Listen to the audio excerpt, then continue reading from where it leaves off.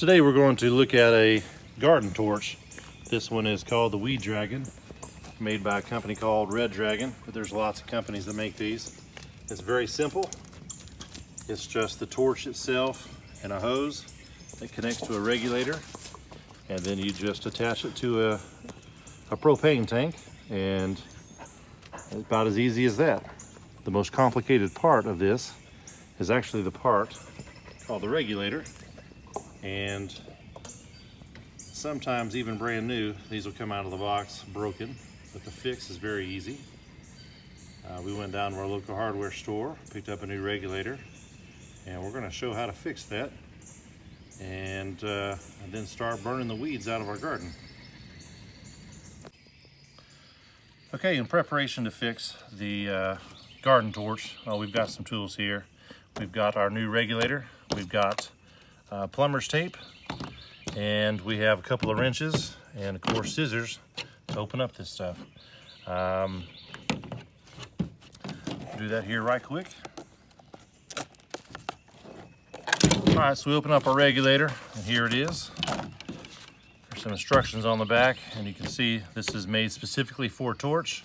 If you ever buy a regulator, make sure when you're buying one for a torch that it is not a regulator that would work for a barbecue grill or something like that. Those are low pressure, and we are not in a low pressure situation. This is a high pressure, and it's full flow, meaning you can't change the flow. It is 100%, which would be way too much for cooking when you want lower temperatures. We're gonna have temperatures above 2,000 degrees when all said and done, and that is very inappropriate for cooking. So we take these apart. Pretty simple. We've got our threaded tape here. Probably the most difficult part of this process will be the next step, and that'll just be using a couple of wrenches to remove the old regulator from the hose. All right, here we go. Here's our brand new hose, and here's our brand new regulator, and we're very certain this regulator does not work. We tried 2 gas tanks, and we get no flow of gas whatsoever, but when we connect this and disconnect, we can hear the fizz of some air releasing. So we know the pressure got here, it just didn't go through the hose. And really past this hose is the easy part. So we're gonna take this, take an adjustable wrench.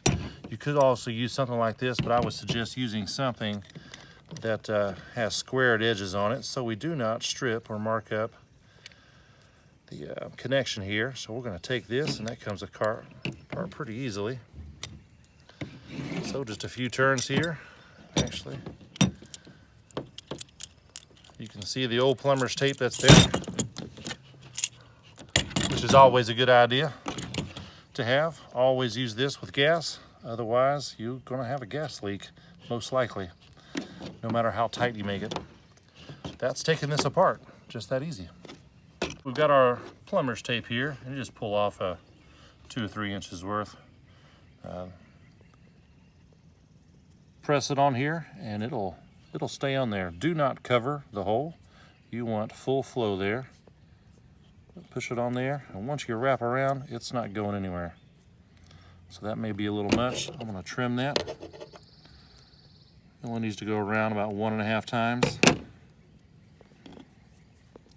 Then we're good. When you take off the old regulator, the amount of pressure it took to do that will give you an indication as to how tight this should go on. So we're gonna put this on, and it will start to thread it on just perfectly, and it should go around just a few times. You should see it. If it starts to get where it's not looking even like that, just back it up, and you'll find that perfect thread to get this to go on there. Now that looks straight.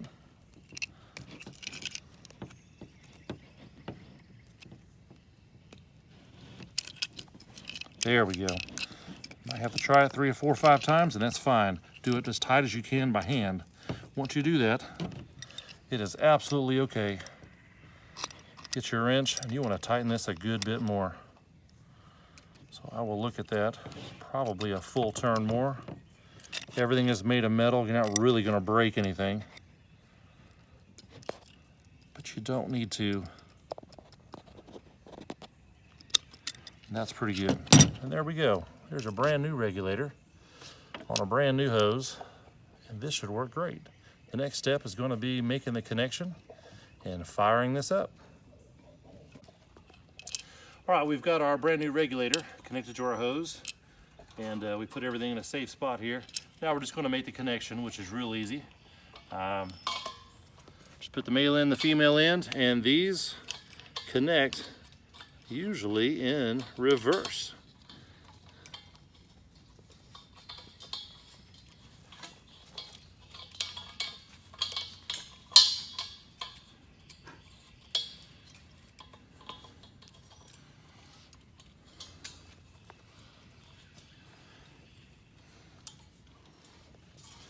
There we go. They go left to tighten, right to loosen. Sometimes the dial might be easy to really tighten really well, but since this is a little rougher, I'm going to use my wrench here. And we're going to just make sure this is nice and snug. Definitely don't want to leak here. Again, nothing terribly dangerous is going to happen. Never want to get the flame near your tank.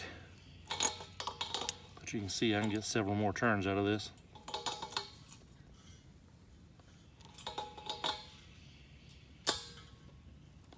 Even though I'm using a vice grip, just being careful. Don't want to strip anything. There we go. That's tight. Last part is to make sure if you have a dial on top, the only thing this does is allow the pressure to go through, allow gas to go through, or turn it off. It doesn't regulate it. You can't do it just a little bit. It's either on or off. So this is off right now. I'm gonna turn it on, and then we'll light this in just a minute. All right, we're gonna light this. We've got everything connected.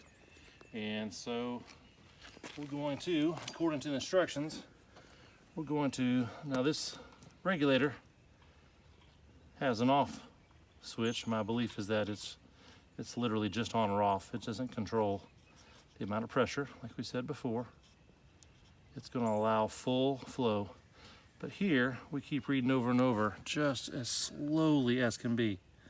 So we're just gonna barely move that. That seems a little ridiculous, but barely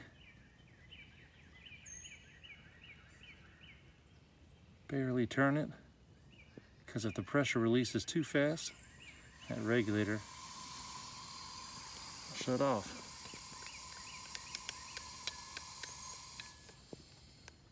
We are cooking in just a minute.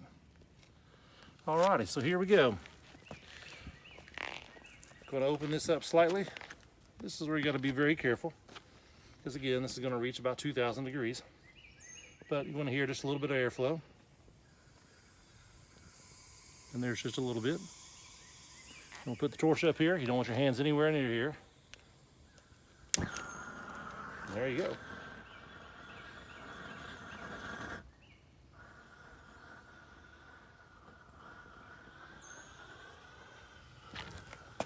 Now if it's breezy out, if you can see that flame, I'll turn that up a little more, make it really sizzle, so that you can hear that. You can start burning stuff. Now this is meant for weeds, but do be careful. You can burn down a forest, you can burn down your house, you can burn down anything. Just make sure you're burning in an area meant to be burned, and you're burning specifically what you want to burn. Never cross this over anywhere near your tank, and definitely do not get this flame anywhere near your hose. That's about it. Now we burn stuff up. I'll demonstrate here. We'll burn a couple things up here. Here's just some crap pollen.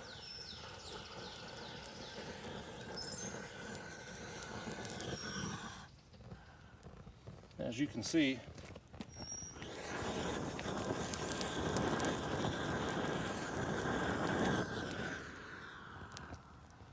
we've got fire. Now I'll turn this off at the nozzle. Right here at the handle, I'll turn this off. All should be safe. As long as you're not too far from where you're going to work, that day. Just go ahead and move it and work your area. And it should be like painting a floor. You don't paint yourself into the corner. Work out and come back towards yourself. Otherwise, you're going to be walking into your burnt area, and that's terrible. All right.